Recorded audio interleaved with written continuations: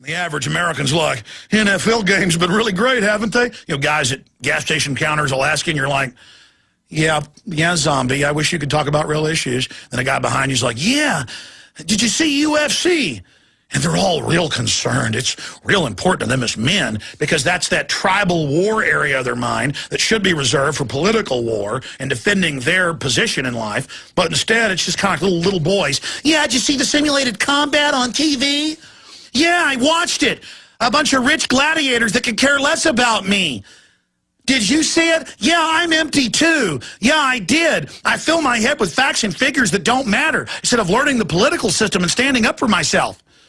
Yeah, I wonder why women don't respect me. I wonder why I'm not successful in business.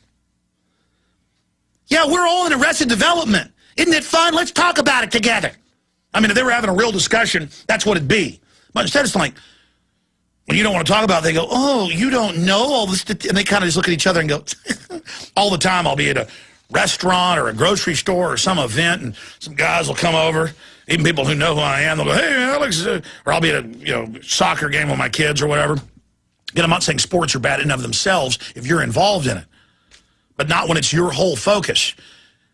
And they'll go, hey, what do you think of the Cowboys? What do you think of this? And they'll throw out some statistics, and I'll just go, I'm not really that interested in it. And they'll just kind of smile at each other and go, and then, I mean, I'll sit there and listen to grown men in the gym trying to act like they're sportscasters and these elaborate combinations of information and history and what they're predicting and what they're betting on and what they're doing. Or you'll hear even more pathetic discussions of systems to win lotteries and, hey, have you heard the Mega Millions is 200 million? Hey, are you going to bet on it? And, I mean, it's just, George Orwell in 1984 wrote all about that. All they cared about was sports and the lottery in that fictitious police state. Look, we're going to Hades in a giant stinking handbasket. Okay? The blood is running out of the country. We're going ashen white. We're flatlining. And I'm sorry if I can't get all upset and paint myself up like a clown and go to a game and get drunk. I'm sorry I'm not a real man. I'm sorry. Okay? So laugh at me. There's something wrong with me. Okay? I've just predicted everything that was going to unfold and broken down all the government staging terror attacks. That isn't creepy.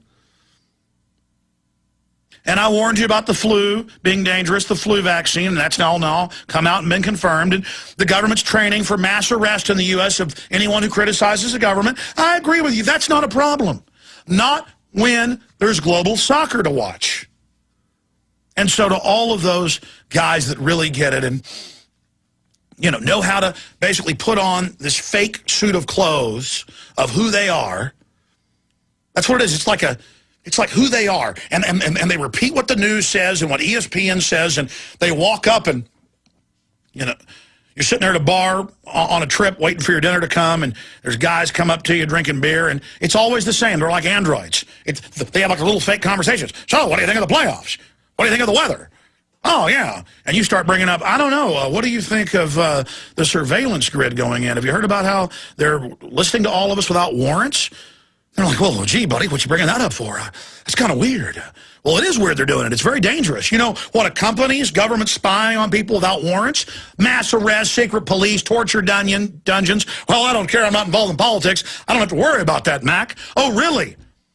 They're putting the grid in place to rob you, you fat slob.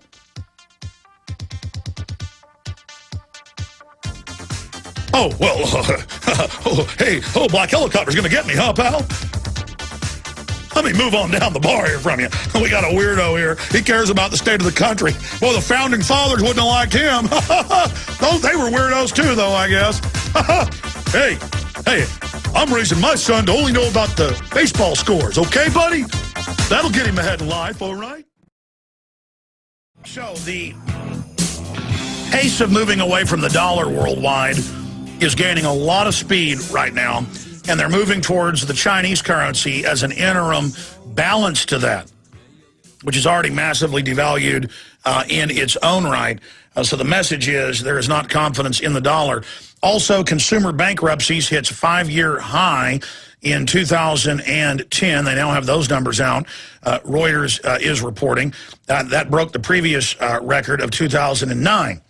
And so the bottom line here is the economy is not in very good shape. Continuing commodities outlook for 2011, oil above 100 and gold 1,500.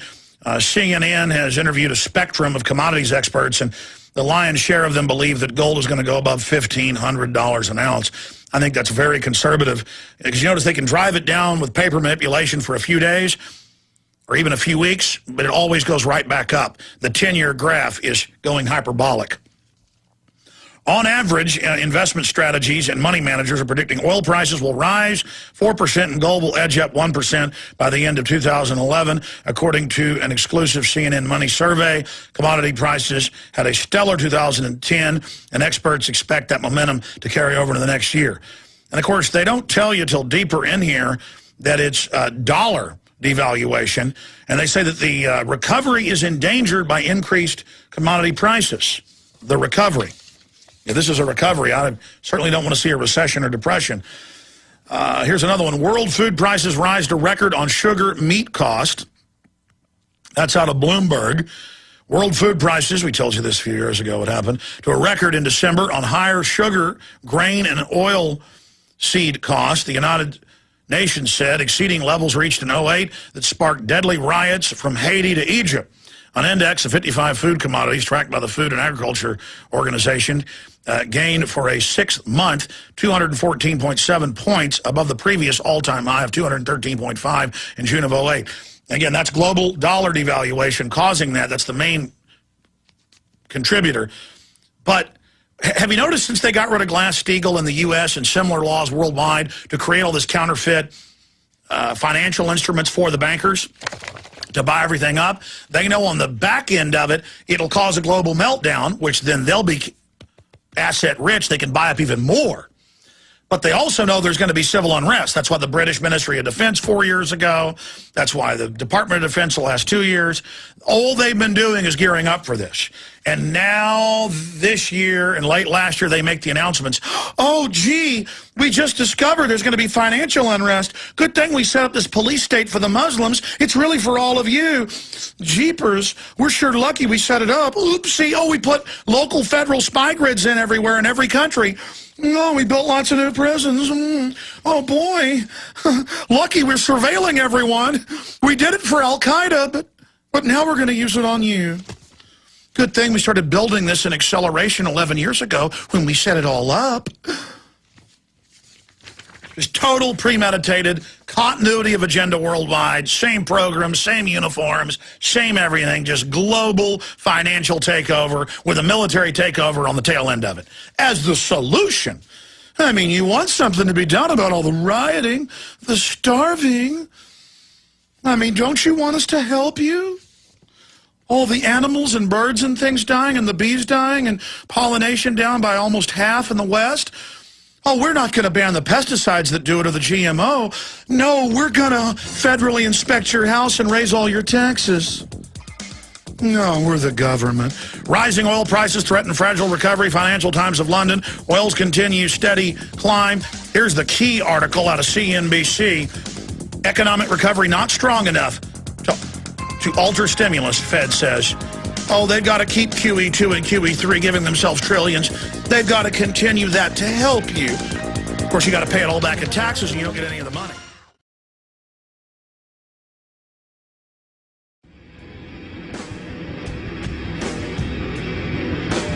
Big Brother, mainstream media, government cover-ups. You want answers? Well, so does he. Live from Austin, Texas, broadcasting worldwide, it's Alex Jones.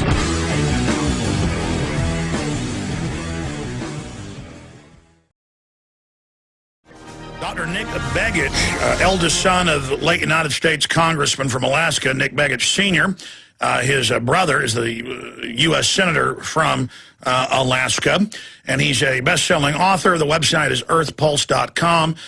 He heads up the lay group that's studying electromagnetics and advanced technologies.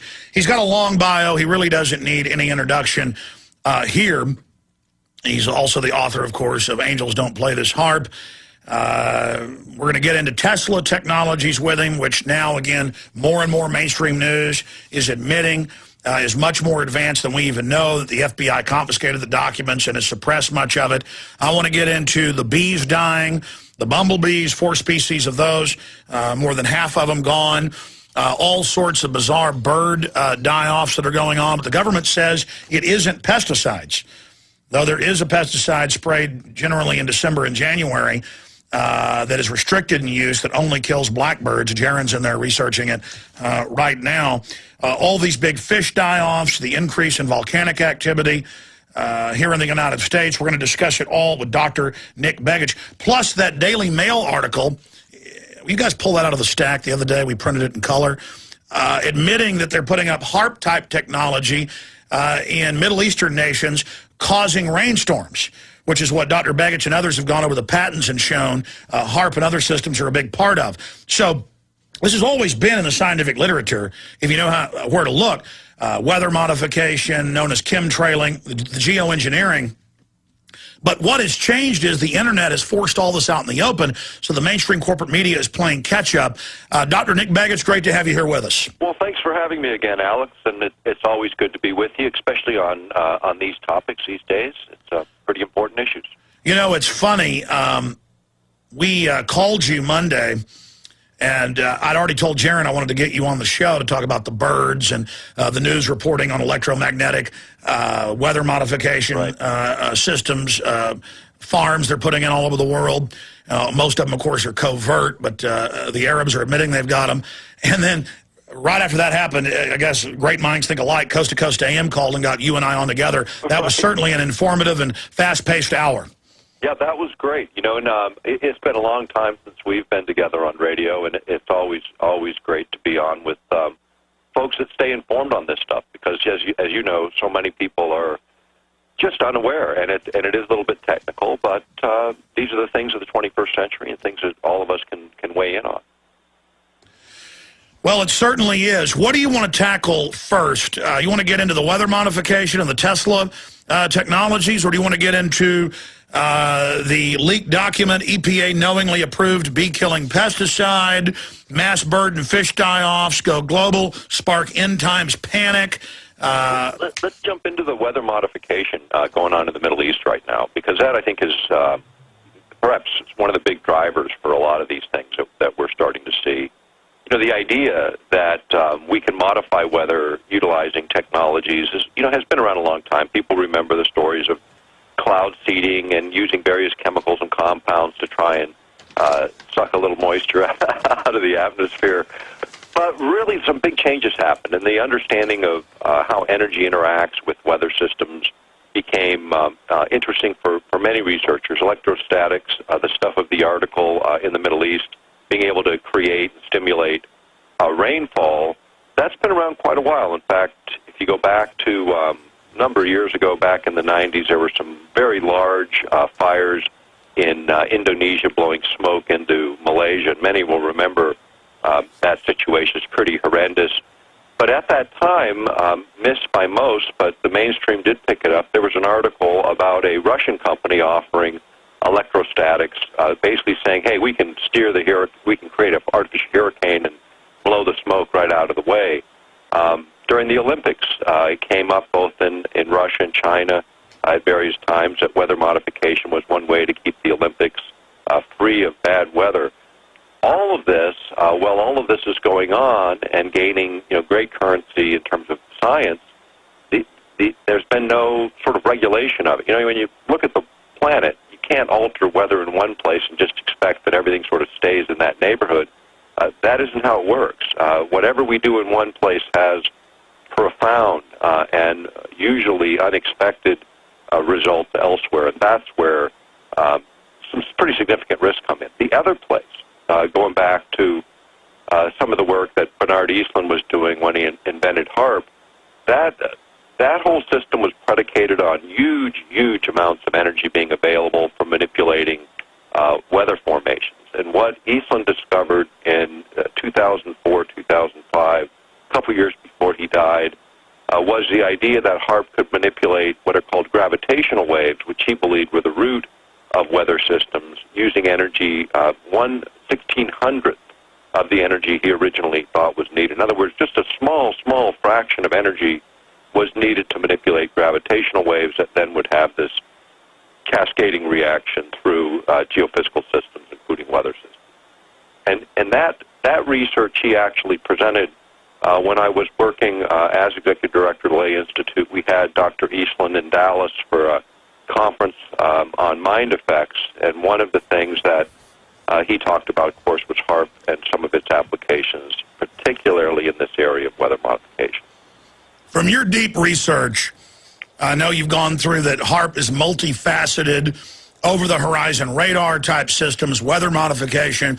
I mean, really, it's an array of things. But when you talk about gravitational waves, it's interesting. Fox News and others are pointing out that meteorologist, climatologist Piers Corbin, who we've had on before, stunningly can predict the weather with many times more accuracy than these big so-called computer models, because he focuses on gravitational waves, and he goes back to the multi-hundred-year-old science where the old-timers didn't know why, but it was connected to the moon changing, and they didn't know what the action was then. They just knew that when the moon was in certain cycles, it was doing certain things. Now they know that it's the moon causing different gravitational events, but also shielding the Earth, or exposing the Earth more to the solar winds of different ionizing particles. So there's a lot of things within the Earth, without the Earth, that are driving weather, the science shows, more than what mainline global warming type kook scientists say. And they know this too. They just want to ignore it and claim that humans exhaling carbon dioxide is causing it. So A, what is HAARP really? B, I've seen the reports that there are really HAARP centers all over the world. They just call them other things. And then C, could this be connected to the increase in earthquakes? It could be. Let's go for the first thing. There are many facilities that have phased arrays, radio frequency transmitters designed like HAARP. HAARP is the acronym for this specific project, but these arrays exist in several locations around the world, including the former Soviet Union, Canada, throughout Europe. The Chinese even have one at Antarctica.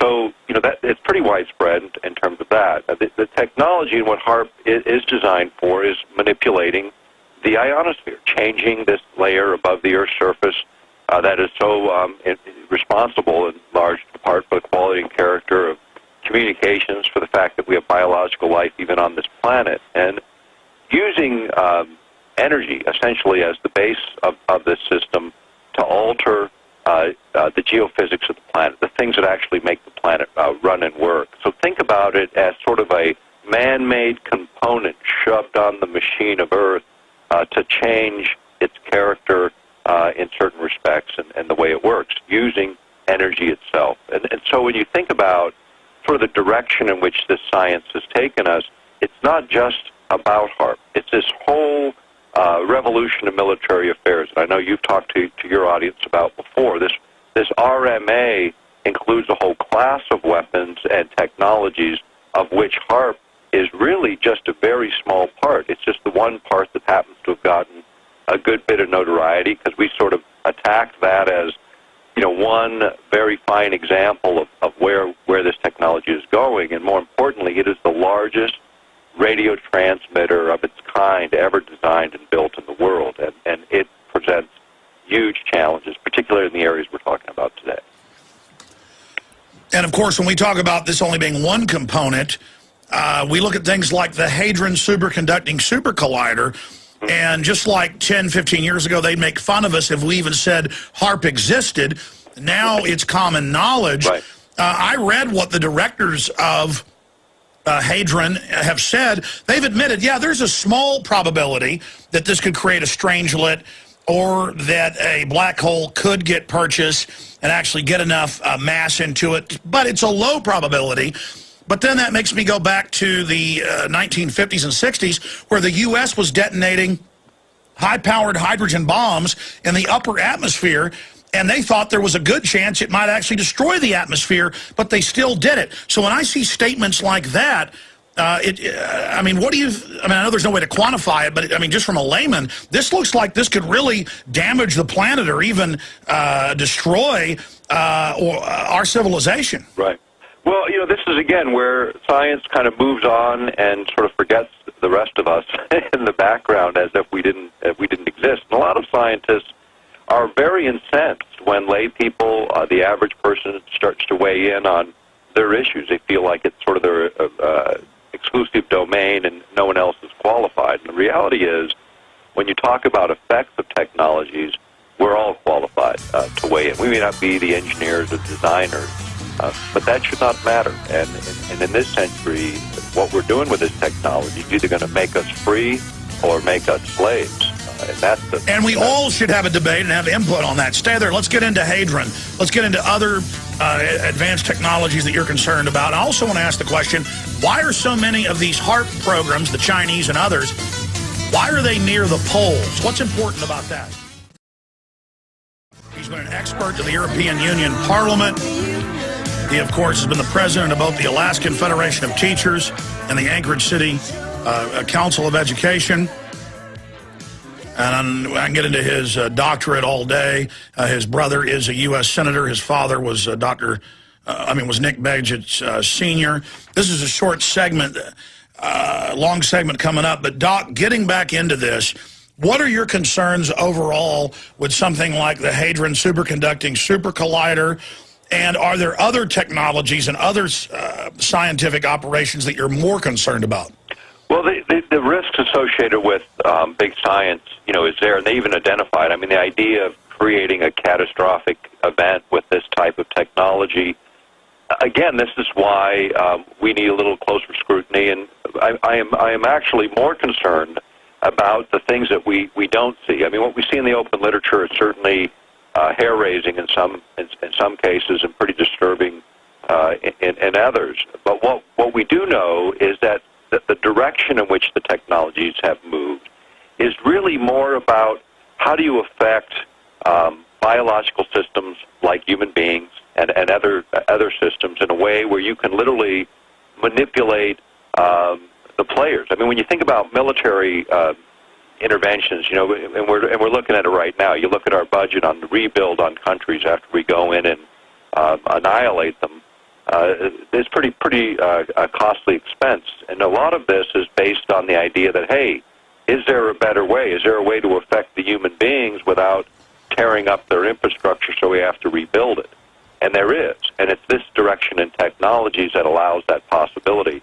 And the difference is when you start to target the human being in this way, it is much, much different than bombs and bullets, and starts to raise the bigger kinds of questions of, you know, what's rational. I mean, we've said biological and chemical weapons are immoral, and yet weapons that affect in a much more profound way than chemicals aren't even restricted at all. And this, I think, is critically important, is the reactions of chemicals or chemical constituents that were so appalling in World War I have been replaced by electronic systems that essentially deliver the same kind of effects. So we're not talking about a different outcome. We're just talking about a different delivery system. And to simplify it, you're talking about mind control, and I've seen the patents that you've covered. Right. I've looked at them at the patent office. I've seen articles in the Baltimore Sun where it goes, right, oh, DARPA's looking at putting up towers to calm you during right, emergencies. And, right, and I mean, just like 10, 15 years ago, they'd make fun of us talking about HAARP. Now it's mainstream. Now more and more, they're like, we are going to put cameras everywhere to make sure that are AI and make sure you're behaving yourself in your house. We are going to mind control you. This is a brave new world. And so you talk about, for whatever bit of technology we see, there's an iceberg beneath that. Right. I mean, how much of this stuff do we even know about, Doc? Very, Very little, actually. What you see in the open literature is just a fragment, a grain of sand on the beach of knowledge, if you will. There's just so much more out there. When you look at the area of any of the areas that we've covered, from mind effects to weather effects, we've been covering them now over 15 years, and consistently, and this is the true test, in my opinion. You go back to our original writings in 1994, and nothing has changed. You can look through those articles, those books, the materials we've produced, and we have not changed our opinion one iota. The facts that we identified then and the sources that we reference them, primarily government, military, and mainstream documents that were unclassified, nothing has happened to change our opinions, only to prove that we were correct. And you've experienced the same thing in a lot of your work. And the mainstream does eventually catch up, but usually it's sort of when the train has left the station and is already arriving somewhere else. That's where we are on this technology. And again, the idea of affecting weather systems, of affecting other forms of living organisms, including, the latest thing with the birds. Now we hear another situation in Louisiana, very similar to what was in Arkansas. Europe? Yep. And so there was a very interesting study, and this gets back to, people want to blame the chemistry. And I was in a conference in Brussels. It was a closed conference for a group called GLOBE, which is 44 governments, legislators. And in their 12th General Assembly in 1997, I attended, and the people that we were lecturing with on the other side was a group that had just written a book on chemicals creating false hormones in the environment. And I was talking with the guys from MIT and from Washington that were responsible for that. And the overlay is energy itself, because it triggers very bizarre chemical reactions. That's right. Instead of putting chemicals in you, they can use harmonics or waves to make you produce it yourself. Stay there, Doctor. We'll be right back. Going back to Dr. Nick Begich. Start over, because that was a short segment. You got interrupted by the break. You were getting into going to this important global meeting. You've also advised the EU Parliament. You also, again, are really covering serious issues here.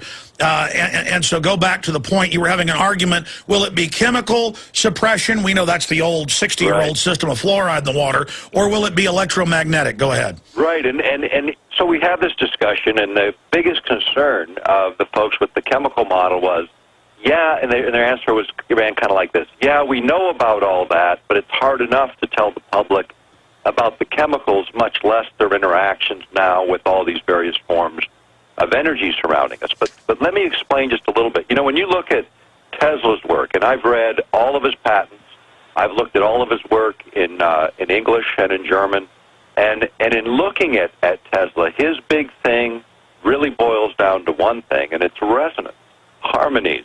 The ability to transmit a signal and receive a signal has everything to do with resonance and creating resonant signals and reactions. And so when you look at that in sort of the mechanical side of the world, although he did touch into health issues through his dithermy units and others, then I look at my good friend Reijo Michaela's work as an electrophysiologist, looking at the same mechanism but applying it to living things, particularly humans.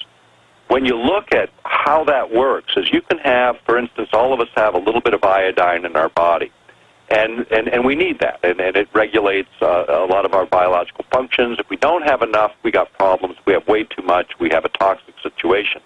Well, there was a guy named Becker who wrote some excellent work that used this as an example, and you can send in, for instance, a signal that harmonizes with iodine, and actually when you then look at the body, the person being impacted by this external signal, they show all the symptoms of iodine poisoning, except when you do the blood work, you check the thyroid, there's no indication of why that should be, just the symptoms appear, a mystery illness, if you will, and it's the same effect as the chemicals without them. Now you think about that for a moment, and you start to apply that to sort of the randomness of signals that come across and through us every day of various wavelengths. So not just premeditated governments or corporations with these technologies, but what about the cell phones and the wireless and this and being bathed in this frequency pollution?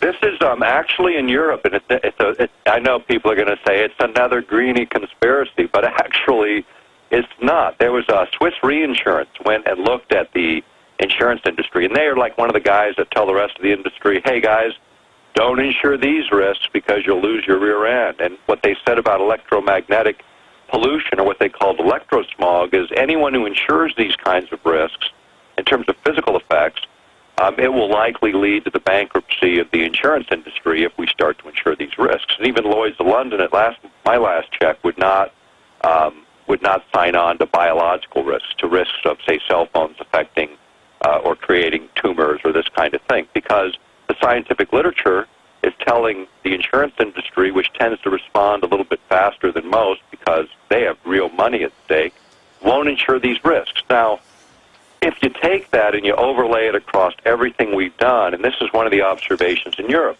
In Europe, they noticed that a certain species of pine tree was just dying out. They couldn't figure it out. And then people started to look at the science, and these forests were sitting between microwave transmitters that were transmitting millimeter waves, very short wavelengths, that happened to correlate, to harmonize with the needles of that particular pine tree, and they acted like little antennas receiving that signal but then altering the nature of those plants and causing them to die off. That is how resonance works. You know, when you think about the bees and what's going on with bees right now. And by the way, I mean, just to interrupt you, because I want to, that was all over mainstream news in the last month. It is confirmed that this is going on, but I've just talked to highway repair crews. And because I've seen this visually myself, and I've said, are you cutting the plants more often right around these microwave towers? And they'll say no. And I'll say, well, I mean, have you noticed that the grass doesn't grow as fast or doesn't grow as well or is dead when it gets dry? And they said, absolutely. I mean, you can drive around and just visually see how unhealthy plants are around these towers. And there's all the studies about increases in tumors. Right. I mean, as you know, for decades, schools would get money to put a cell phone tower right on top of the school, and then the kids on the third floor, you know, massive cancer, same things in buildings. I mean, we know, I mean, there's how many thousands of studies have shown the same thing? Well, plenty, and I'll tell you, even and other health authorities around the world pay attention to it. The German health authorities do not allow towers to be erected around places where children congregate, daycare centers and schools. In Europe, in Great Britain, they warn parents every school year before school begins, don't let your kids use cell phones under a certain age because they're still developing, and the effects of these are pretty profound. And the difference is they use what's called the precautionary principle in Europe on environmental and health issues, where they start to tell the public about the time the insurance companies start to get concerned, the public gets to get the information. So we get to make the same kind of decision some insurance company gets to make, which is, do we want to take the risk or not, even though all the science might not be in. And you know, in over 40 years that they've applied this principle throughout Europe, they have never once been wrong. Well, I mean, to magnify that, that's just like the FDA doesn't want us to know if we have a genetically engineered cross-species salmon. Right. I mean, in America, we have to fight to even know if we're eating a clone. Well, and you know, here in Alaska, we don't allow farmed salmon because we actually have a good product. It's created naturally. We're the 12th largest fishery in the world. That's ranking us against every country in the world, Alaska alone. We produce 90% of all of the fresh caught salmon that people consume in the United States, and most people don't know it. And there is a difference. When you start to genetically modify, and this gets back in to the topic of the day, you can deliberately manipulate salmon species so they grow 30 times faster by, you know, messing around with the DNA, but you can also alter salmon species in a couple of other ways. You can alter their migration patterns because they orient by magnetic field lines, and our technologies are now interfering, causing disruptions in those migrations. And secondly, you can alter, using, again, electromagnetic fields, you can manipulate what happens within DNA structures. So you can alter species, either accidentally as a side effect or a deliberate effect. And this is, again, where the problem comes in. You know, those same microwaves that transfer all of our communications, a slight change, just a slight change in the wavelength might eliminate the biological interactions. In other words, they're so precise, they're like dialing through the radio station. They only count when you get harmony, resonance between the transmitter and receiver, and you get a nice, clear signal like people dialing to the dial and hearing us today. The same is true with the Earth and all of the living things on the Earth, including us. But in between the stations, it's just static. No harm, no foul.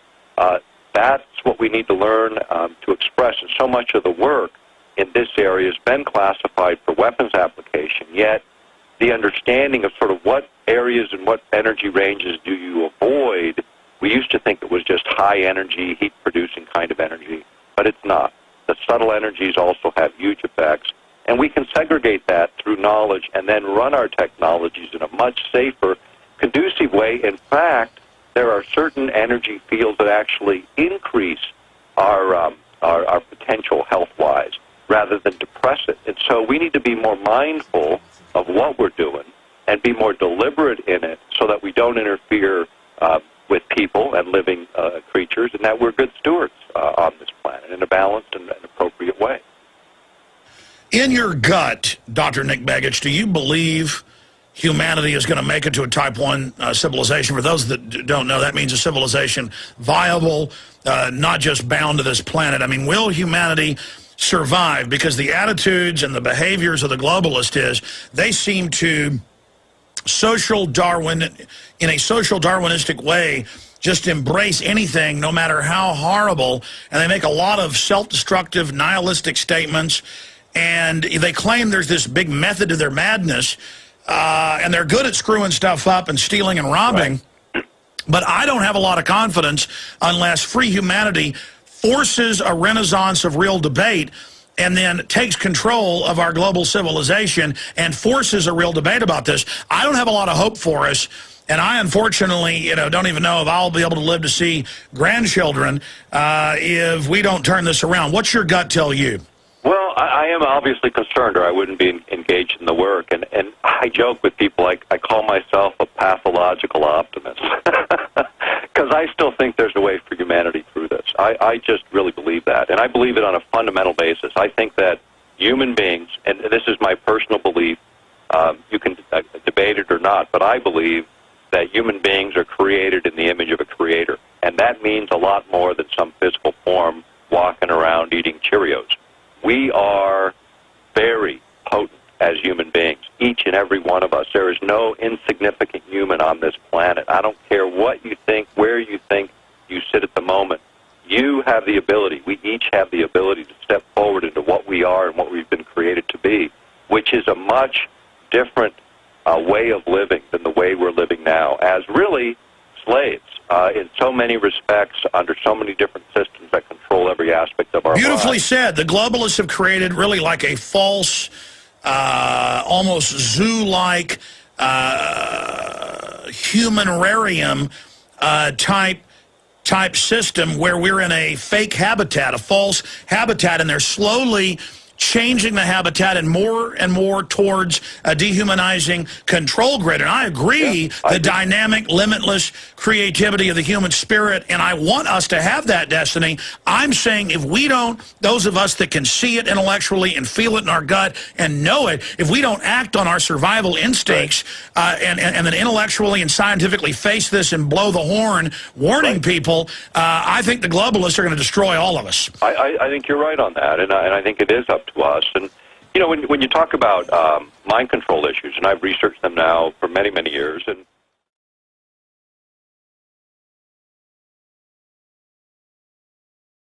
the biggest thing that the military discovered in all of this wasn't the kinds of things people usually default to out of fear. It's about the Manchurian kind of candidate, or about manipulating me or each of us to do certain things, that kind of feeling of imposition and the fear that goes with it. And here is the reality of fear and worry and anxiety. Is if you look at an EEG, brain activity of people experiencing those emotions, the kind of brain activity you see is not associated with intellectual processing of any great degree.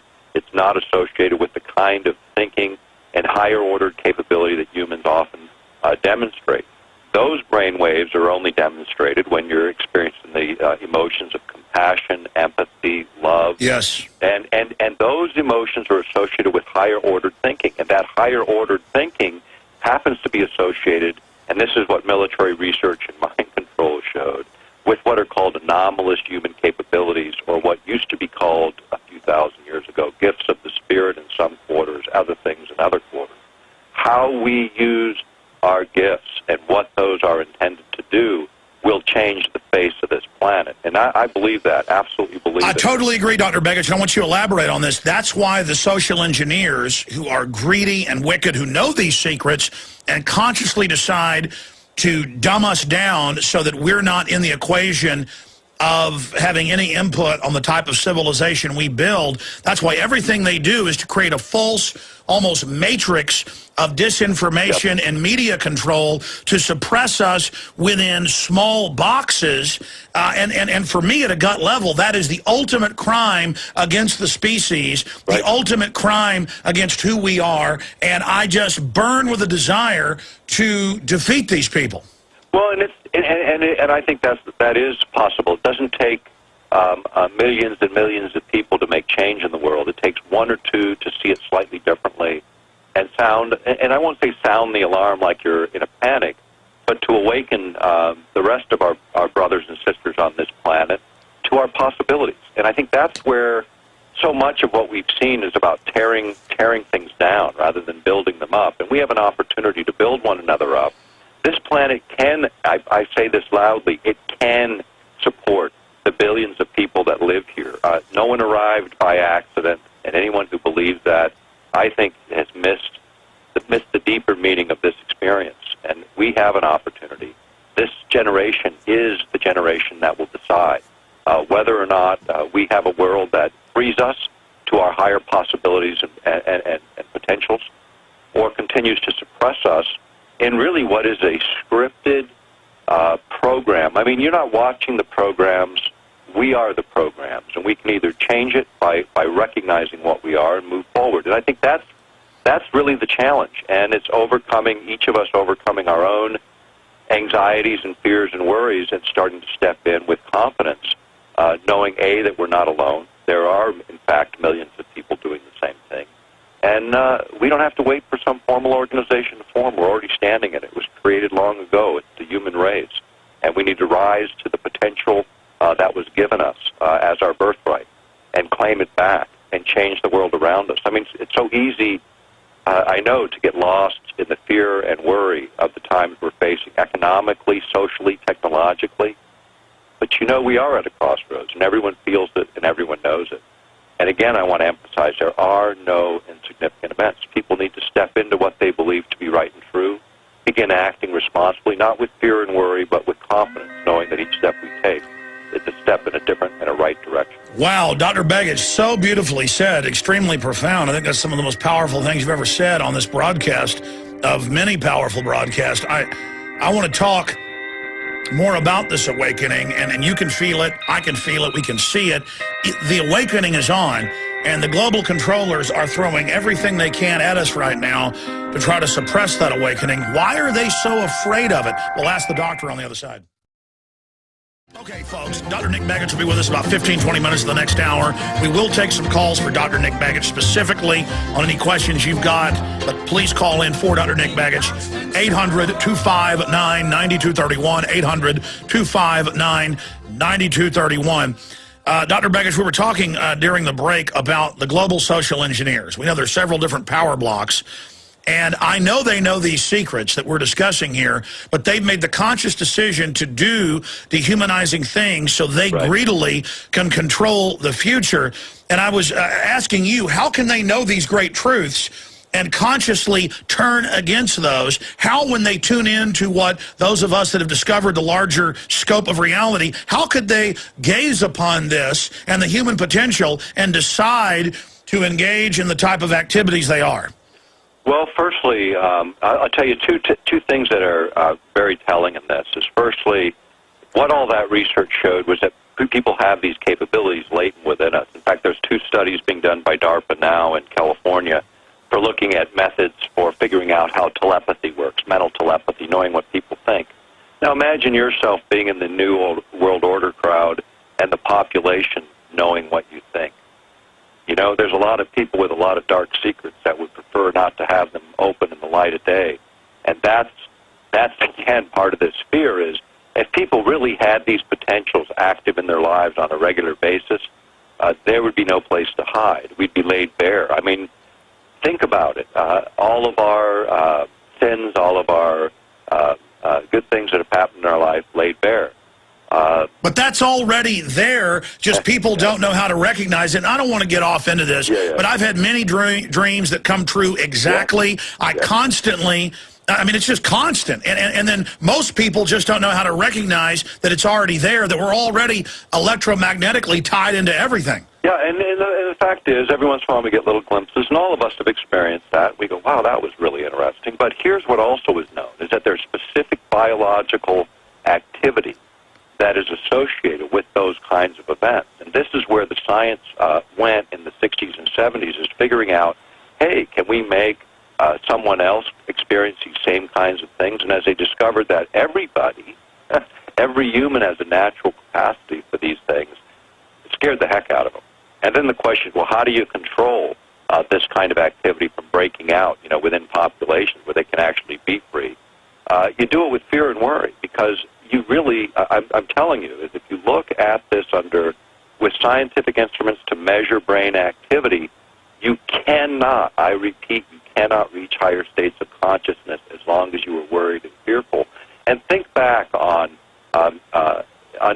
your upbringing in terms of how people related to fear and how fear was used, and you really recognize how powerful it is, but how evil it is at the base to use that to motivate people rather than the logic and the good sense of good argument. And that's what's driving so much. And here's the other part of the problem, is the planners, military planners. You know, in the military in the West, it's in a closet because they're not run by the military, they're run by the civilian sector. And the reason for that is military has to have this sort of paranoid mindset where they think of every horrible thing that could ever happen and then build a plan to safeguard the country. That's their job, and I don't begrudge them for it. In fact, I'm glad they're there doing that job. But because that thinking has to do with distrust, has to do with dealing with the evilest of evil, people then look at this as, okay, what do we do to get on top of it, to keep people from falling into these positions? And then you have bureaucrats deciding that maybe they know best what people ought to be thinking. Well, they call it full-spectrum dominance. They say the truth must be guarded by a bodyguard of lies. They fill every vacuum of possible evil in the name of full-spectrum dominance, but they have now become evil. They have not defeated all the avenues of other evil by filling every criminal spectrum. Right. It's like the war on terror is supposed to reestablish freedom. We got the most oppressed, surveyed society ever. Exactly. Stay there. Analyzing the enemy attack profile, though, it's completely premeditated. We'll be right back. I tell you, I think during the breaks, a lot of times it's even better radio than on air with these guests. I mean, I'm just as intrigued and excited as you are, even more so. Constant discussions with my guests during the breaks. But it is the breaks that allow us, you know, in this system to get the energy cubes we need to be on air and, you know, finance this whole thing. So it is symbiotic, and we appreciate all of our sponsors. But I was bringing up the fact, really asking Dr. Begich to judge who I am, because it's always good to have outside perspectives. And I said, well, you know, I really am fearless, but it's because I know I've got to do this because it's the right direction, and that we are basically going down the wrong road if I don't. So it's not a thing of courage fighting corruption. It's something I've got to do, like a tropism, you know, something that's just ingrained in me. But sometimes it comes off like fear. For me, if my neighbor's house is on fire and I call them and say, wake up, your house is on fire, that's not fear. You don't experience fear, you know, as an individual. I don't. I know you don't, Alex. And it's because we're doing what we know we can do, what we're capable of doing. We know we're not alone. We're being assisted in lots of different ways. But we move forward in that knowledge safely and confidently and without fear. If you're experiencing fear and worry as you engage a conflict, perhaps you need to pull back a little bit and analyze whether it's you that should engage this conflict or whether you should hand the baton to another, or whether it's the right time. You know, ask yourself, you know, those things are normal emotions to tell us, hey, be careful, be cautious. If you plow through them, you have a lot of risk. And I don't think we're ever put into a battle that we're not equipped to fight, but we have to know that going into the battle. So each one that we each individually pick becomes incredibly important. And yeah, if you are hearing a danger, Will Robinson, back off, ease back. I mean, my problem, Dr. Begich, is I never hear the danger, Will Robinson. It's just full speed ahead. But, you know, occasionally, I got to say this, occasionally, though, Alex, and I know you do this as well as I do, you'll be in the course of your work, you'll run into someone that you just have that sinking bad feeling about. Yes. And you just go, well, I don't know why, I don't know how, but I'm just going to ignore this situation or avoid this individual. And then, you know, 6 months rolls by and you figure out why. Well, I think that's important. And so it's not really fear as much as it is awareness, again, of what's around you and what can come against you and whose interest you're opposing, because people like to keep their self-interest preserved. And when you're stepping on toes, as we are, you know, you excite some people. But, you know, I look at it this way.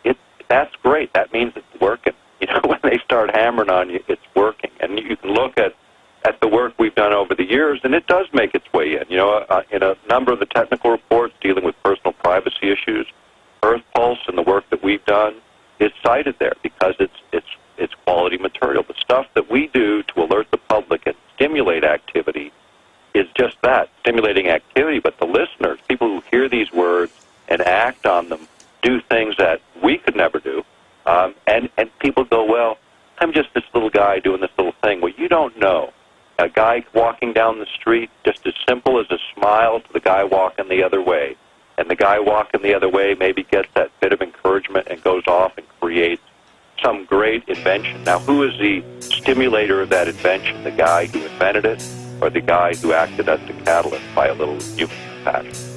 I think the guy who acted as the catalyst, and each of us is a catalyst for change. Well, it's the listeners of this broadcast that make it so incredibly powerful and dangerous to the globalist paradigm. We're going to come back and take phone calls. This has been one of the most amazing interviews ever with Dr. Nick Begich. The awakening, the quickening is accelerating. You can all feel it.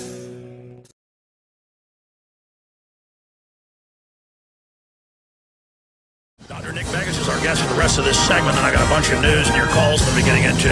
John, Mark, Bill, Donna, we'll get to at least you for Dr. Nick Begich here in a moment, but he said something that really struck home for me that I've been really focusing on lately, and that's that we're not alone. There are billions of people on this planet who are now awake. And Zbigniew Brzezinski, earlier last year, he bemoaned that it doesn't mean people have all the answers, but they're now awakening and shattering the tiny little cave that they've been put into, and that we stand not just with those that are alive, but literally with all other truth seekers and lovers of liberty throughout history, and that's the most valuable thing in the world. It's the only thing that's going to fulfilling your destiny and being a good person.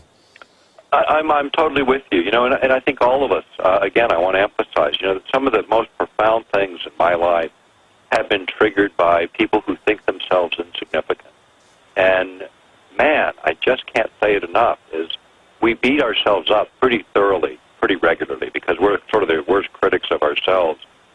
But cut yourself just a little bit of slack. And if you know your problems, try and overcome them. But more importantly, take control of the things you can take control of. And that's where you start to build your confidence back. You know, on these issues, if somebody had asked you or me years ago when we began our work, and it laid out for us the path we would have traveled, we would have looked at them like they were absolutely out of their minds. And yet, by stepping into what we could do, we discovered all these other things that we could do. And I think that's the true nature of this experience. And, you know, the backdrop of technologies and the evil in the world, that so much of what we've had to talk about, you know, that's disturbing to folks. But again, it's the spirit in which the information is delivered. Like we were talking off there, you know, we're there to try and awaken the public to the issues that are important in this day. And in doing so, we take a lot of responsibility. I mean, what people do as a result of my words, I don't just let go of it. I know, Alex, you don't either.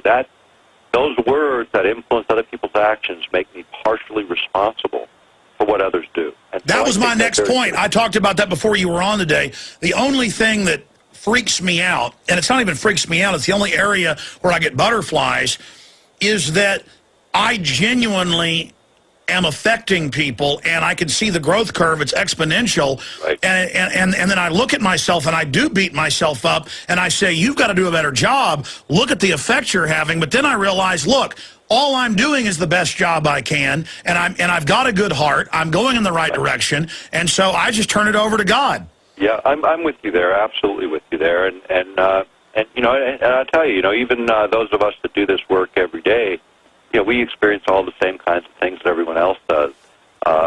You know, no one's free of anything in terms of tension in their lives. In fact, busy people tend to have very complex lives, and that's kind of the way we thrive, I think. But again, opportunity for change is there. These technologies offer us great opportunities to enhance our possibilities, and that's a lot of the work that I'm taking in this last year and moving forward. I stopped lecturing for a couple of years, and I may get back into a little more of that as time moves on, but mainly to get a focus back on sort of a chance to look at what I've been doing, look at the effect of it, and then saying, you know, what are the most important things that I need to address now? I was about to say, I haven't, for some reason, you know, years blip by, and I hadn't called you in over a year to have you on, and then I call you, and I don't want to say you sound changed, but I think like everybody, you sound accelerated in the trajectory you were already on, but you sound even more powerful.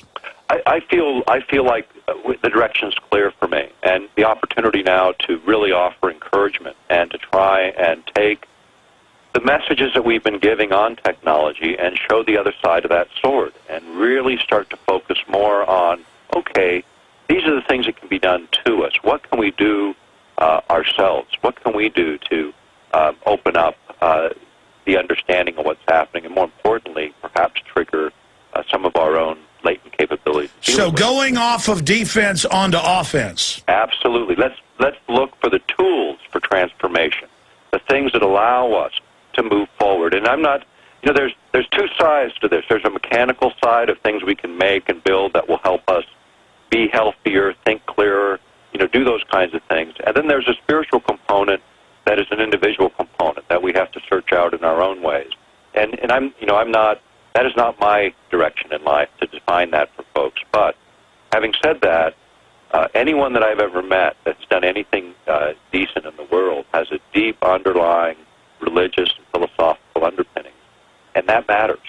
Well, that was my next point, and we got to get to calls here or hold you longer if you can do it. Yeah. But I promise to get to these. I'm not bashing atheists. I don't dislike atheists. Right. And I run into some who are overall good people, but on average not as good. And they can always use aberrant state-driven examples of religion being used as a cover or an envelope for bad. But the people I see facing down real corruption now, I mean, they have an underlying, you know, tie into the universe. They understand that justice, you know, the universe bends towards justice. And I see the globalist always pushing an atheistic view, a cynical view, but then when I actually study the New World Order, they are secretly extremely religious, but what would be called the dark side. Right, I agree with that. And again, the recognition of what we are is fundamental to the change. You know, we're talking about changing the way the world works. We have to change the way we operate as individuals by recognizing first and individually what we are and then begin to act. And as we do, we learn more about what we're capable of, just like a little child. It doesn't end. It continues. That's the whole living experience. And we keep being told, stop thinking, stop contemplating, stop, just fall into the herd, and that is not what humans are intended to be. And this globalist, elitist type of attitude, this paternalistic type of attitude, needs to end. And I think, again, it's been with us a long time. You know, religions tend to be corrupted usually a generation or two after as people discover the mysteries within the religion, within the philosophy, that actually, you know, science doesn't operate in a vacuum either. You know, God created order, and out of that comes, in one sense, some science. And, you know, it helps us understand the creation, but it isn't the creation in and of itself. And that, I think, is, again, getting back to this basic thing about changing the world requires changing ourselves. And getting rid of fear and worry is the first step in making that change. And then opening up our eyes to the things that we can do and acting on believe it's important to seek the face of God. Whatever that means to you, I think that is incredibly important. And in the seeking is the finding. And I'm not going to tell people... Because that opens you up. I mean, now the box is gone. When you start to seek it, then you realize that you can see much further than you thought. Yeah, that's exactly it. And then you also get this recognition you're not alone. And then you start to recognize a little bit about what is possible. As you start to run into what you call coincidences and you realize they're not coincidences at all, you start to do things that all of a sudden the resources appear when you didn't think there were any. Those are, that's miraculous living, and it starts with a changed attitude and a changed outlook. And it is a struggle every single day to change who we are, but it is critically important to recognize that's what life is on this planet. From the time we're born to the time we die, it's an evolution. It's a recognition of our strength. Exactly. The globalists try to create an artificial system where on the surface there's no struggle, but in that is actually the death, of your individualistic drive. It is through the struggle that we are empowered. Absolutely. And in fact, that's our best learning environments. And, in the one sense, we're going through a rough time in the economy. We're going through a lot of rough times around the country. And we see the awakening. And the awakening happens because that's when we recognize our own strengths, because it's either die or live. We have to make choices. And then we start to recognize the neighbors that we have around us who we never even saw before, who have their hand out and always did. That's where the change starts. Well, beautifully said. Let's take some calls and do one more short segment because Doc's got to go at 30 after, and I really want to get to these calls, but what a profound interview. And I talked to the Doc. It was his idea, but it's funny. At the same time, I've been thinking about folks to fill in more often when I'm working on films or going out of town, and he just volunteered, hey, I could fill in sometime. So we're getting a great list of folks, the Health Ranger, Dr. Nick Begich, Paul Joseph Watson, Lou Rockwell. Let's go ahead and talk to John in Colorado. John, you're our first caller for Dr. Nick Begich. Yes, hi. How you doing? Good. You got a question for him? Yeah, I do. I'm an electronics technician, and I just love what you guys are talking about today. I've always been interested in physics and quantum physics and stuff like that. But anyway, the question I had was, does HAARP use a particular frequency? Yeah, it does, and it's in the high frequency range, but it covers, and because you have the technical background, you can manipulate the primary signal and create a secondary effect, which actually gives you the range of 16 decades of frequency, which covers everything from ultra low to visible light. Is that the modulation? Yes, this is by modulating it or pulsing the signal to create varying effects, and the coupling with the ionosphere to utilize it for creating effects.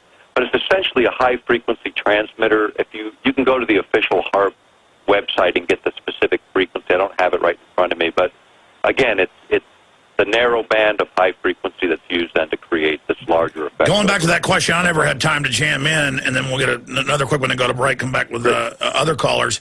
But why are so many of these towers near the poles? I mean, is it easier to manipulate there? Well, you want to be close to where the magnetic field lines intersect the Earth, which is at the poles, and you also need a high available source of energy. And, of course, in Alaska, we have the oil and gas fields of the North Slope. 25% of all the undiscovered oil in the world is in the Arctic, and so that's important. But the magnetic field line locations is the critical element. The closer they are to the ground, the easier it is to inject energy into them, much more efficient. Is there any evidence they're actually sucking some type of energy source out of the polar vortex? Well, that's a question that has not been adequately answered. And there's really a question of whether they can tap energy out of the ionosphere, which is yeah, because you have those magnetic fields, correct, coming in at that point into the atmosphere and into the pole. We'll be right back with more calls. Great question, John.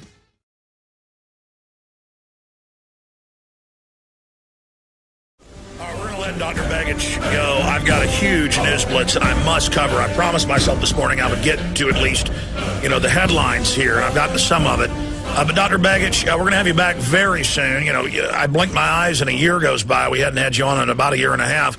He's back with us here today. But there's a lot of different sites folks can visit. We sell your books and videos. People can get them at earthpulse.com. What are some of the other sites people can visit to find out about the exciting stuff you're doing? Well, the Earth Pulse site has, a lot of articles and information. A lot of free information, incidentally, is there as well. But, if people want our books and videos, go to Infowar.com. Support Alex's work and mine by doing that, and I appreciate it. The other thing I can say is I mean this sincerely, I really appreciate the prayers I get from listeners. And I don't want to understate that. I need that every day, and I appreciate it. And, same here, and that's what I really want is people's love and their prayers, and I want everybody to know my love and prayers are going right back out at you. Well, and I appreciate it, and more than anyone will ever know, and there's a lot left to do, and I look forward to this year. What's coming in this year and what's coming in the future is liberation and liberty again in our individual lives and hopefully in the world around us. Well, that's why the system is so scared in closing. They can feel and see what we feel and see. That's absolutely it. And we are the force. We were created to be good stewards of this planet. We were created to lift each other up. That is our obligation to the creation itself and to ourselves and to our next generation. I look forward to the work that's before us and the challenges. At the same time, know that we don't walk alone. We all walk with friends, and we'll continue to meet each other as life takes us down our trail. God bless you, Dr. Nick Begich. We look forward to speaking to you again in the near future. God bless you and your listening audience. Take care now. All right, amazing talking to him. He's, the last few years, really not been doing anything, and now he is back and not even recharged, just more informative and insightful than ever. And everybody, either people are giving in more to evil and corruption and getting more into that, or they're getting more into freedom and liberty. And I can just feel it every day. I can hardly contain myself. I mean, but then it's also very frustrating to see all the corruption and bad things growing as well. And I don't even so much get angry as I just get motivated to sweep these people aside, because I can just see them. I can tell you they're weak. I know they're bad. And it's because we haven't stepped into who we really are that they've been able to get away with this. It is a joke. It is a joke. It's like watching an ant whip an elephant. And that is absolutely backwards.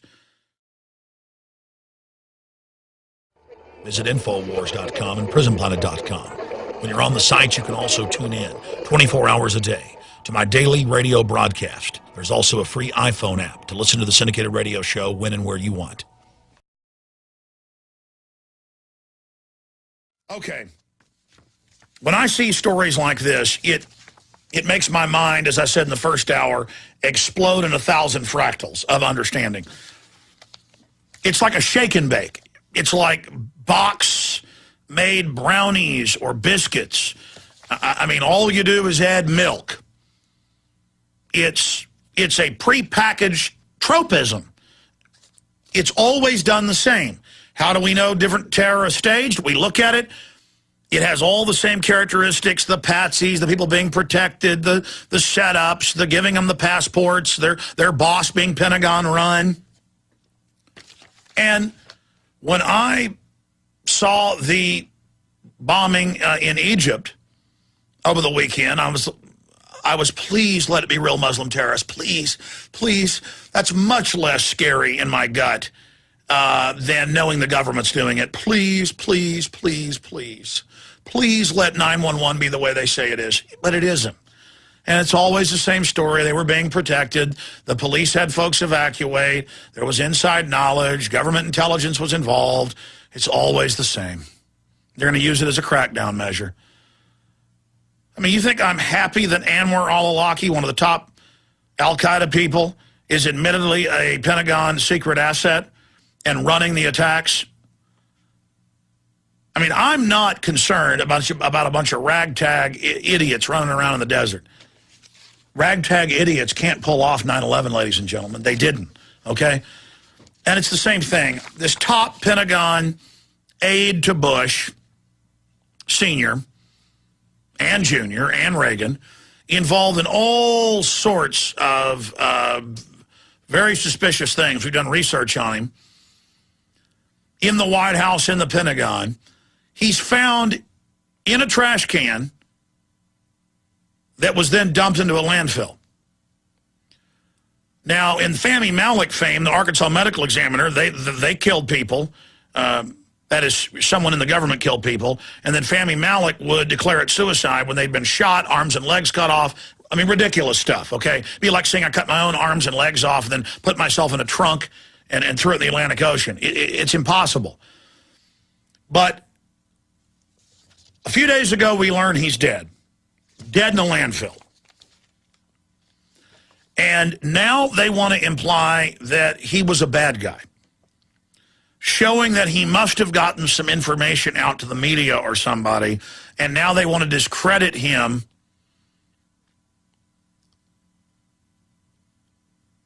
Now they want to discredit him ahead of that info coming out. Now, get ready for this. This has drugged up mind control written all over it. That's what it has written all over it. Or something similar. Because it's always the same MO. They always do stuff like this. Disoriented and wearing just one shoe. Bizarre last sighting of top White House aide found murdered and dumped in a landfill. Top Pentagon aide found dead at a landfill site was seen in confused state 48 hours before his death, wandering around the car park and wearing only one shoe. John Wheeler was disoriented and not wearing a coat despite the freezing temperature, according to the car park attendant in Wilmington, Delaware. Asked if he felt okay, the 66-year-old simply replied, no. The following day, he was also seen wandering around the town in the last sighting before his body was discovered, dumped into the landfill. Now, it gets even more insane. This is out today, the 5th of January, 2011. Here's the next one. Man found in landfill tied to arson attempt. John P. Wheeler III planted incendiary devices at neighbor's home in Delaware days before his disappearance. And this is from the Delaware police. Do you believe any of this? I mean, I hope they don't find yours truly dead in a landfill sometime and then claim I put bombs in my neighbor's house. Now he's a terrorist? You really believe this? Now he's Al-Qaeda. What, do I go to Walmart and report him to Big Sis? Police found evidence linking John P. Parsons, Wheeler III, to devices planted at the Newcastle home of a neighbor with whom he had been feuding, said the source, who was close to the investigation. And then on top of it, he's running around drooling in the freezing temperature with one shoe. They got him, drugged him up, threw him back out of the car. And then somebody else said, just go ahead and kill that guy. The feud was over the size of the neighbor's house, which was under construction in the city's historic district. Yeah, I bet. I mean, who writes this stuff? Who makes this stuff up? Now it'll all be about him being an arsonist instead of who killed him and threw him in a stinking landfill. And now they're showing surveillance footage of him wandering around. The source emphasized that the evidence does not shed light on the murder itself, but has helped detectives understand Wheeler's state of mind before he disappeared. Yeah, sure. Boy, the detectives are just absolutely sure that he planted a bomb. I mean, this is ridiculous. This is fogging up, the whole discussion. Wheeler was found dead in a landfill on Friday, and the police are trying to retrace his movements between December 28th and then. That's good with the video, guys. Thanks. Continuing here, the case has drawn national attention. Newark police received roughly 70 media calls Tuesday because Wheeler, 66, lived such a distinguished public life. Oh, he was so distinguished until he wasn't wearing a shoe or a coat outside and was acting crazy. Guy running for his life probably is what happened. And boy, they got him. And to make sure everybody knows Mr. Wheeler's a bad man involved in all the key Pentagon operations. Why would he plant those bombs? Or maybe he was mind control the whole time and blew a gasket. You don't know. You don't know with these people. The sky is the limit. But it's got Black Ops written all over it. People are like, oh, that's a conspiracy theory. Where else does it go? Where else does it point? Running around like he's out of his mind, not wearing a shoe in freezing Arctic weather for days? Bombs at people's houses? Bush aid found in a landfill?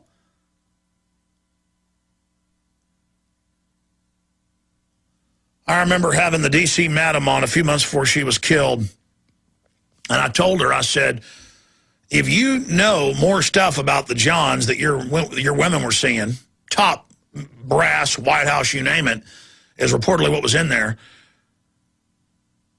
you better tell people right now. And she's like, no, I'm going to hold on to all of that. And then I called her landlord at the condo she owned, and she wasn't going to kill herself. She said she was being followed. She was going to hide the stuff with her mommy. And they hung her in the garage. And it didn't matter if I had audio tapes of her live on air saying she'd never kill herself. Old friends went on the news with no evidence and said that she said she was going to kill herself. Let me tell you something. I will never commit suicide. Never, never, never, never, never. And anybody that pops up and says that I told him I was, that person's a stinking New World Order piece of trash. I want that on record right now. Okay? I love life. I've got total gusto for it. So much. I love life so much, I'm willing to put myself in the crosshairs for everybody, including my children, because people before me did it, so we'd have some basic dignity. I'm in love with life. I'm in love with creation. I'm in love with everything good. I know how to recognize what's wholesome. And this New World Order is the opposite of wholesome, and I don't like it.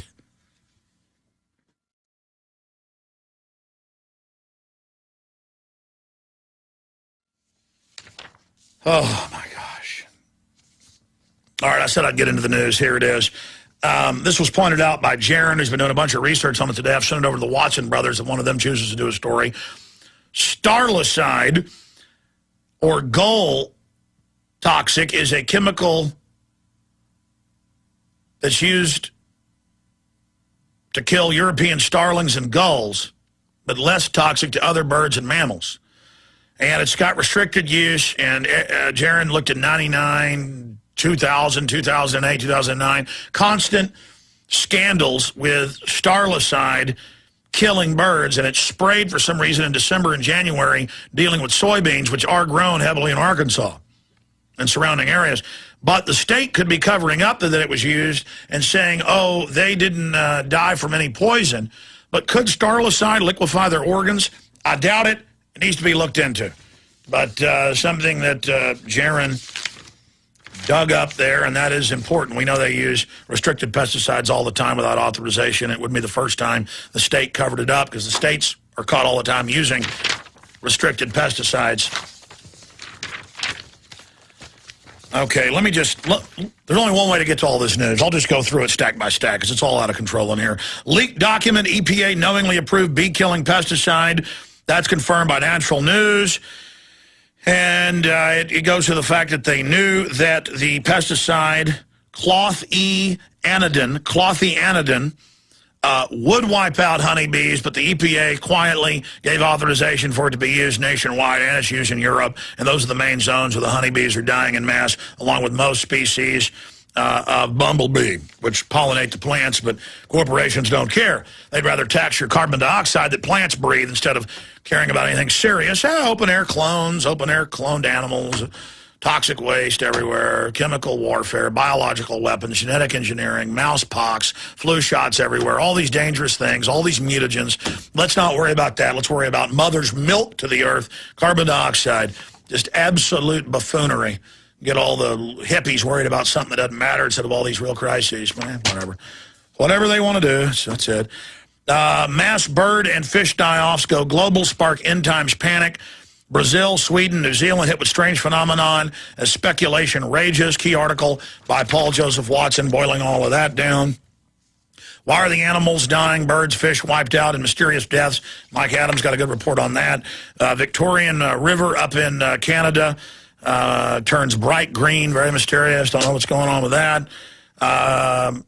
Humans have intentionally modified weather for military purposes and climate control for decades. So how do we know all this freak weather isn't caused by that? Or chain reactions from weather modification? The answer is a lot of it is caused by that. We've seen a lot of floods and things in the past have been connected directly to Army testing and Navy testing. Right here where I live in Texas, it came out about 12 years ago in the San Antonio Express News. They caused a bunch of floods. So that continues. This is just one stack. I got like 10. I'm never going to get to all this. So that's an important area. Here's another report. New York City blizzard. Feds open criminal probe into alleged city worker conspiracy during storm response. It's been confirmed that they had a union slowdown.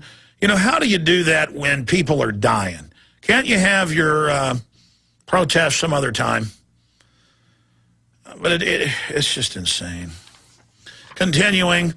Oh, no, not another ice age. And even Fox News covered this. This is a report here from IMVA about how incredibly accurate the predictions were of Piers Corbin. We had him on here early last year. He predicted exactly what happened dealing with the solar winds and also magnetic effects of the Earth in relationship to moon cycles.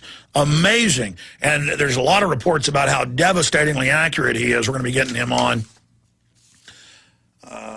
But the government's answer is, oh, this is global warming causing the coldest temperatures in 1,000 years in Europe and the United States and many other areas.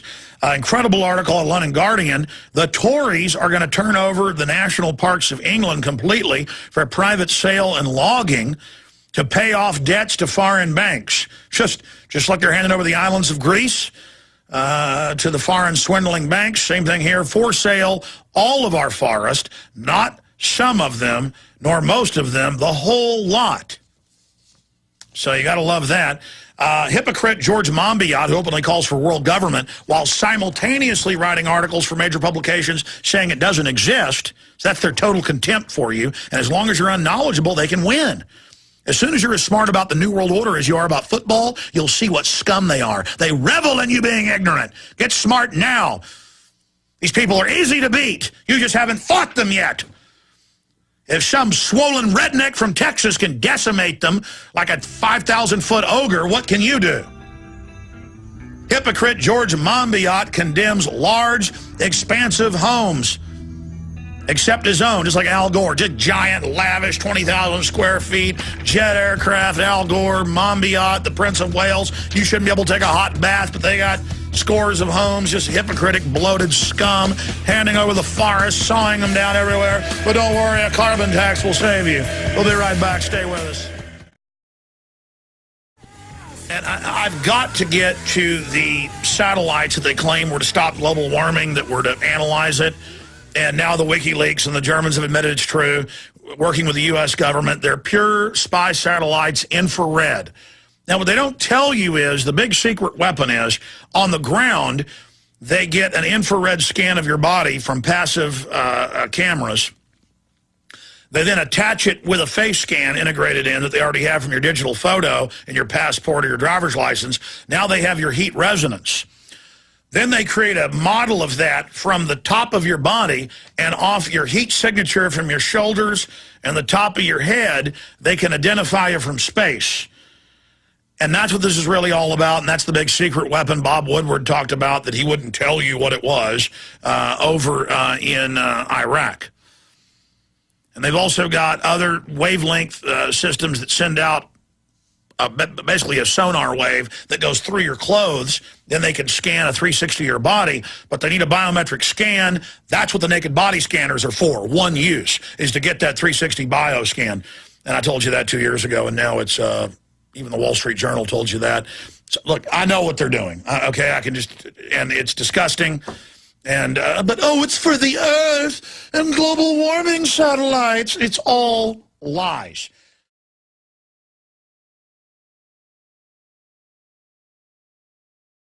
Something really important.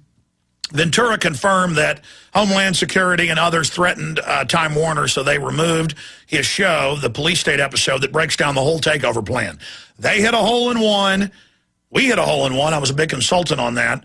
Very proud of that episode, and that's why I freaked out when it actually aired. And I called Ventura that night and congratulated him, and I called them all, and we talked about it and couldn't believe it got on air, and then they took it off. They're now remotely erasing it off of DVRs, and it's confirmed they're doing it. So, and they're now starting to erase the JFK and Wall Street and water. They do not want this seen. They're erasing it off YouTube as well, but we found some sites that do have it and in pretty good quality, and it's up on Infowars.com and PrisonPlanet.com. This cost around $300,000 to make. So it's a 45-minute show. And they are very upset about this, okay? This episode shows you the total martial law, the 10 FEMA governors.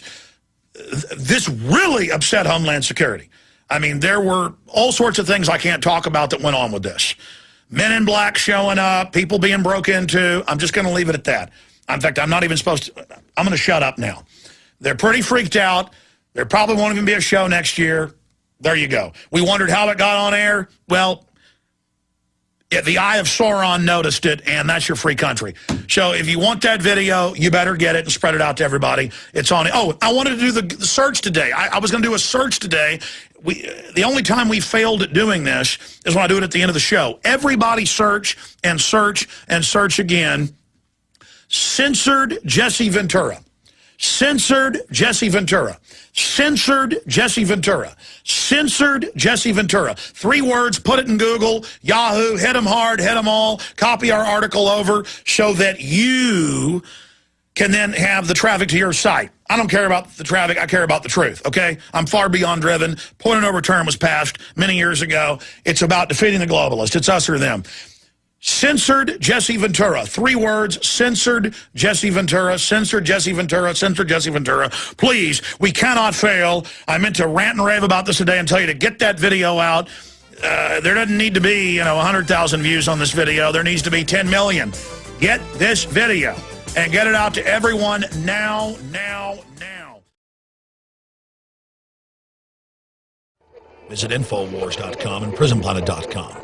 When you're on the site, you can also tune in 24 hours a day to my daily radio broadcast. There's also a free iPhone app to listen to the syndicated radio show when and where you want.